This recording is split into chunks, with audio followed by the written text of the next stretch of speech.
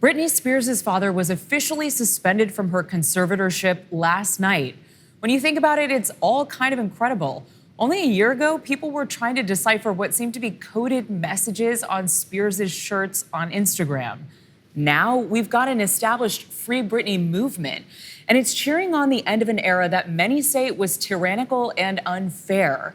There's a lot more to learn about what actually happened to her and what will happen next. Carter Sherman joins me now to make some sense of it. Carter, I know you've been covering this for months now.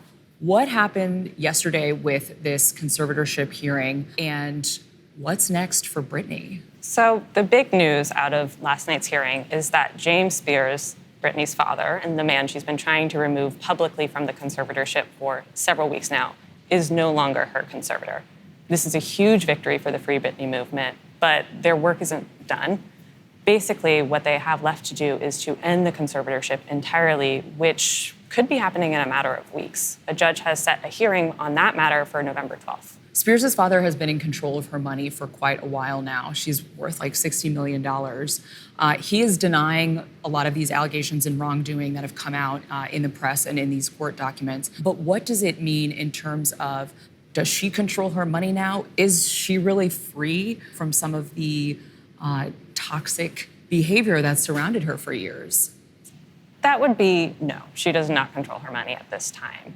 What the judge did is appoint another conservator who will handle her estate for the time being. His name is John Zabel, and he is a certified public accountant. Britney's father really opposed his appointment because they said that he was a stranger to the case and he's had some financial troubles in his past. Britney's attorney, on the other hand, has said that James Spears does not have the necessary training to handle an estate of Britney's size anyway, and pointed out that James Spears is reportedly an alcoholic and has had domestic violence restraining order issued against him.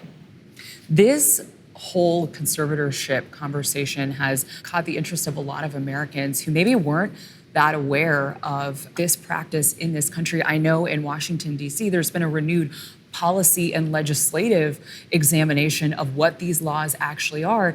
Do you think that this Free Britney movement in particular, is bringing light to something that could change around this country? Because it does affect many more people than I think people realize. Yeah, I think there's been reporting that shows that upwards of 1 million people are in conservatorships, or guardianships, as they're called in much of the rest of the country.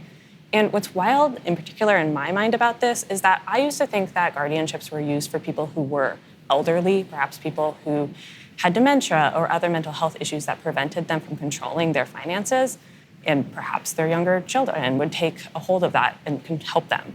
Instead, there's a ton of young people who have been put into these guardianships. There are people who are as young as 18 who, because they had severe disabilities in their childhood, are just shunted into a conservatorship as soon as they become a legal adult. Now, as for whether or not this is going to expand the light on conservatorships, it's a very, very opaque system in general, and I have doubts that ordinary people are going to be able to summon the kind of attention that Britney Spears, global pop icon, has been able to garner. Of course, of course. Final question for you about Spears' case in particular. There is perhaps some documents that might come out now in this process, depending on kind of what happens next with the conservatorship. Explain to us why that matters and what the public might learn from some of this information. What's been really counterintuitive about the last several weeks in the Britney case is that James Spears has argued to actually end the conservatorship. He said that he would be willing to step down as conservator, but really for the good of his daughter, they should just end the conservatorship. This is kind of a weird thing to hear from a man who was the conservator for so long. Yeah, and said it was necessary as of very recently. Yeah. So there's been some questions about why James Spears would adopt this legal tactic. One of them is that if James Spears is suspended as conservator, but the conservatorship continues, records related to the conservatorship could end up in the hands of the next conservator, which means that there could be more answers that become publicly available about the allegations against James Spears. They watch me changed every day naked, morning, noon, and night. my body. I had no privacy door for my room. I gave 8 gallons of blood a week. If I didn't do any of my meetings and work from 8 to 6 at night, which is 10 hours a day, 7 days a week, no days off, I wouldn't be able to see my kids or my boyfriend. I never had a say in my schedule. They always told me I had to do this. The other thing I would note, and the other potential reason why James Spears might be concerned about no longer being Britney's conservator, is that for the time that he was her conservator, Britney was paying his legal bills, which could amount to millions of dollars. Yeah. Now he's going to be on the hook for that himself. Obviously, I can imagine that that's an unpleasant position to be in. Yeah, of course. We know you'll be staying on top of this for Vice News. Thank you for that, Carter.